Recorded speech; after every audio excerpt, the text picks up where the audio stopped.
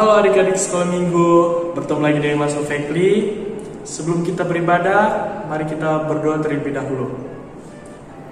Tuhan Yesus, terima kasih atas berkat limpah-Mu pada saat hari ini. Kami bisa berkumpul kembali tempat ini untuk memuji dan memuliakan nama-Mu.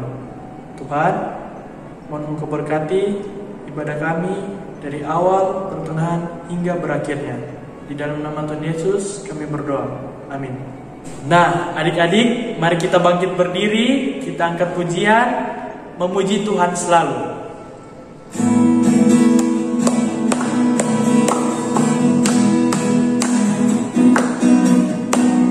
Memuji Tuhan selalu, mari kita puji Dia. Memuji Tuhan selalu, mari kita puji Dia.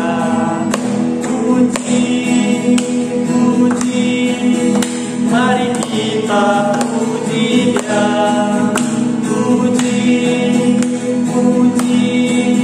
Mari kita puji Dia.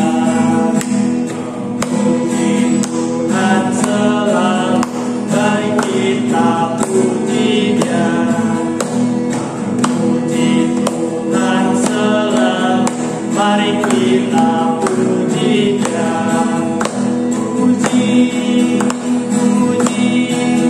Mari kita puji Dia.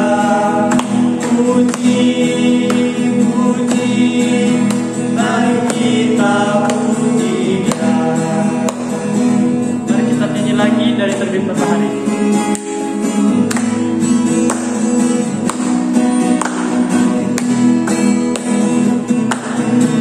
Dari terbit matahari sampai pada masuk, nama Tuhan dipuji. Dari terbit matahari sampai pada masuk, nama Tuhan dipuji.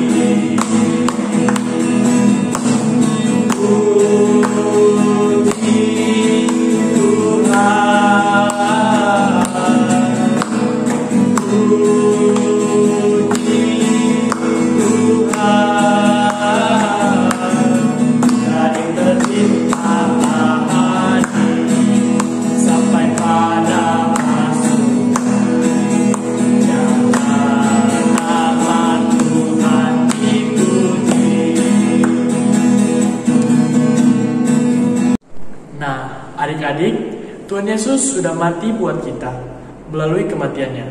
Hubungan manusia dengan Tuhan sudah dipulihkan. Begitu juga hubungan manusia dengan sesamanya. Biarlah dalam kehidupan kita setiap hari kita semua bisa saling mengasihi. Mari kita memuji Tuhan, dalam Yesus kita bersaudara.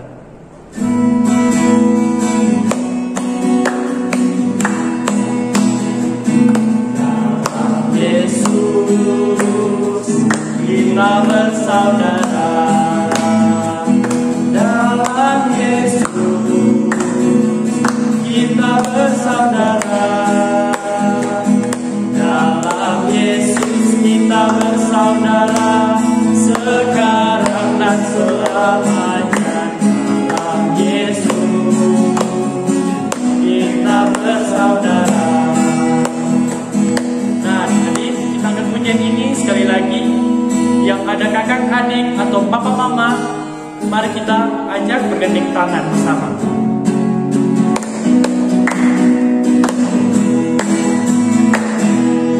Dalam Yesus kita bersaudara. Dalam Yesus kita bersaudara. Kita bersaudara sekarang dan selamanya. Dalam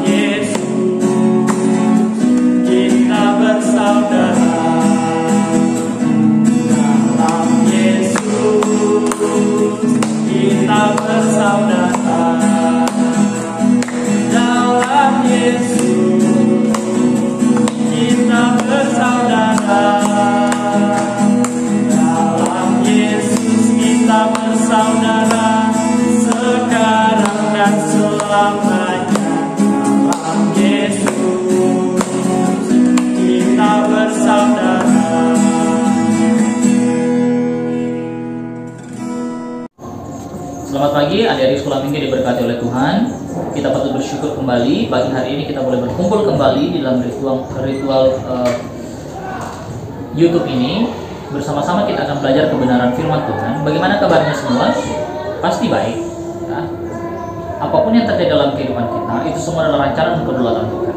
Sebelum kita masuk dalam cerita kita pada pagi hari ini, terlebih dahulu kita berdoa. Mari kita satu dalam doa, kita berdoa. Bapa di surga, terima kasih pada kesempatan pagi hari ini kami boleh bertemu di ruang virtual ini. Itu semua kata cinta kasih kemurahan Tuhan, dan berdoa untuk adik-adik yang akan mendengarkan via YouTube yang ada di rumah. Kiranya Tuhan yang akan berkati mereka, hamba-Mu yang akan bercerita sekolah minggu. Kiranya Tuhan yang akan memberikan kesehatan kekuatan agar hamba dapat berbicara sesuai dengan maksud dan tujuan Tuhan sendiri. Berdoa ya Tuhan, biarlah segala sesuatunya proses pembelajaran hari ini dapat terjadi berlangsung dengan baik. Tuhan sendiri akan memberikan hikmat kemampuan kepada adik-adik sekolah minggu yang menonton, menyaksikan melalui YouTube. Terima kasih Bapak, ini doa kami dalam nama Yesus Kristus yang berdoa kepada Bapa di surga. Amin. Adik-adik sekolah minggu diberkati oleh Tuhan. Hari ini kita akan berbicara bagaimana Yesus di Taman Getsemani. Yesus berdoa di Taman Getsemani. Adik-adik sekolah minggu pernah berdoa tidak? Pastinya pernah ya. Entah itu doa makan, doa sebelum tidur, doa bangun tidur. Mungkin kalau adik-adik belajar di sekolah, sebelum memulai pembelajaran di sekolah pasti berdoa terlebih dahulu, ataupun setelah menyelesaikan pembelajaran di sekolah pasti pun berdoa lagi ya. Kenapa kita harus berdoa? Siapa yang tahu kenapa kita harus berdoa sih?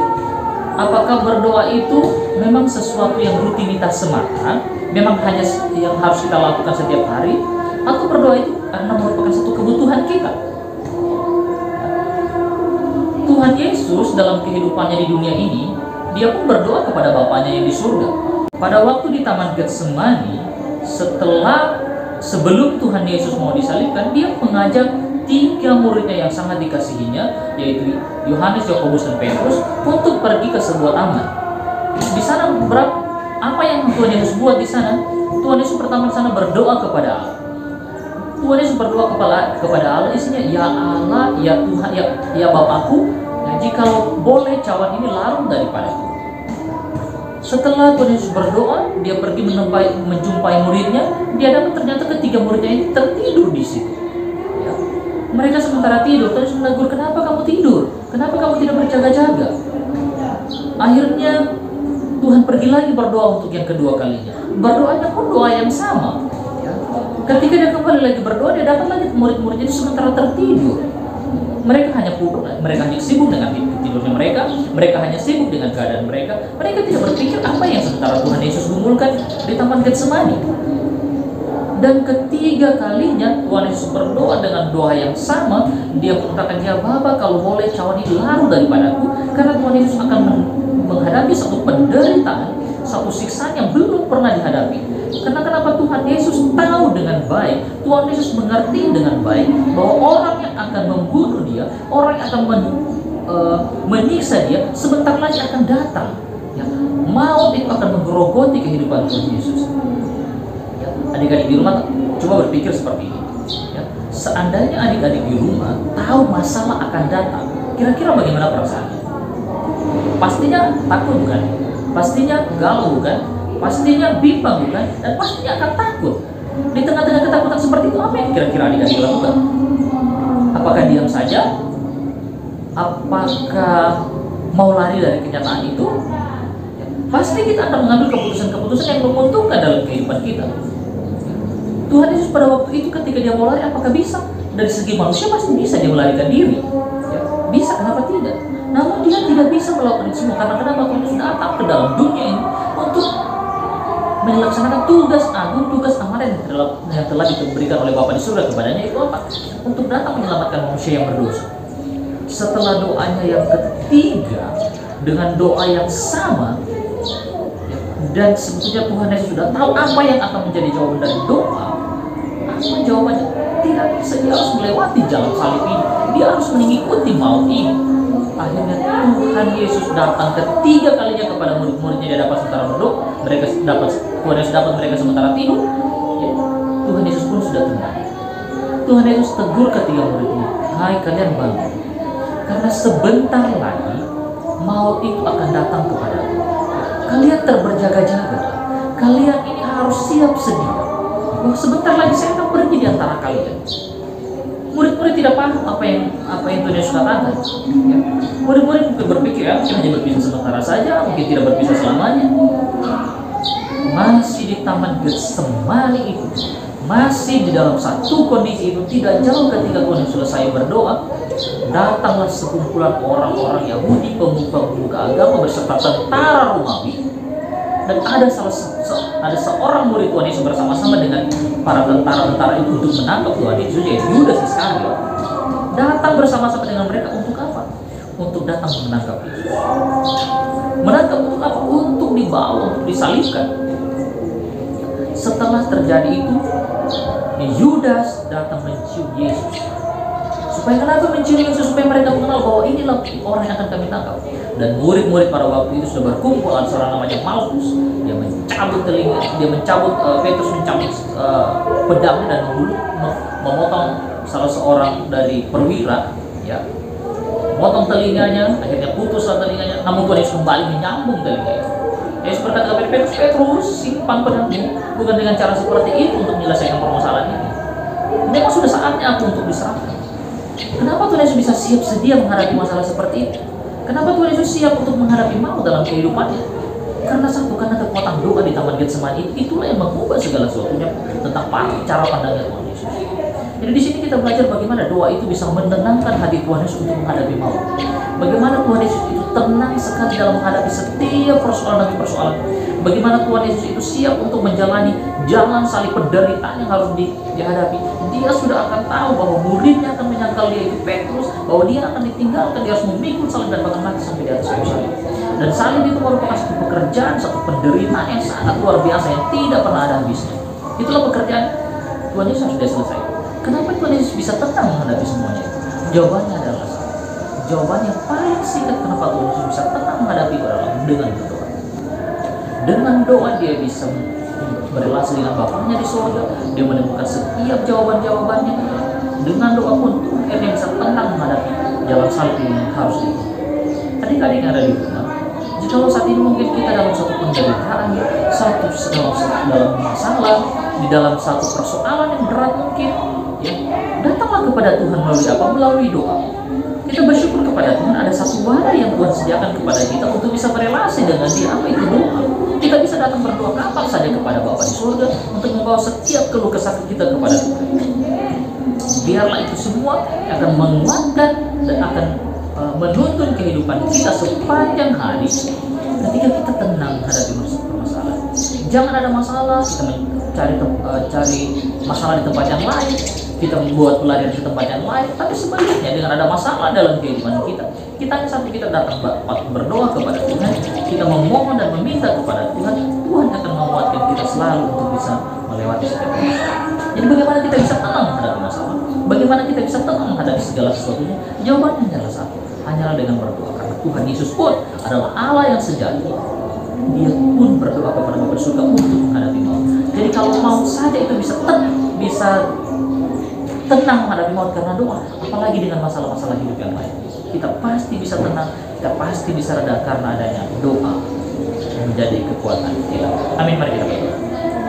Bapa di surga, terima kasih untuk pagi hari ini kami boleh mendengarkan cerita sekolah minggu, bagaimana kami dikuatkan belajar dari Yesus Kristus untuk berdoa. Biarlah ini juga menjadi kekuatan bagi kami ya Tuhan, ketika dalam kehidupan kami sepanjang hari dalam masalah, kami terus datang berdoa kepada Tuhan. Terima kasih Bapak, terima kasih Yesus. Berkati untuk cerita sekolah minggu pada pagi hari ini, berkati biarlah di pertemuan-pertemuan berikutnya kami boleh berjumpa kembali. Ini doa kami Tuhan, dalam nama Yesus Kristus kami berdoa kepada Bapak.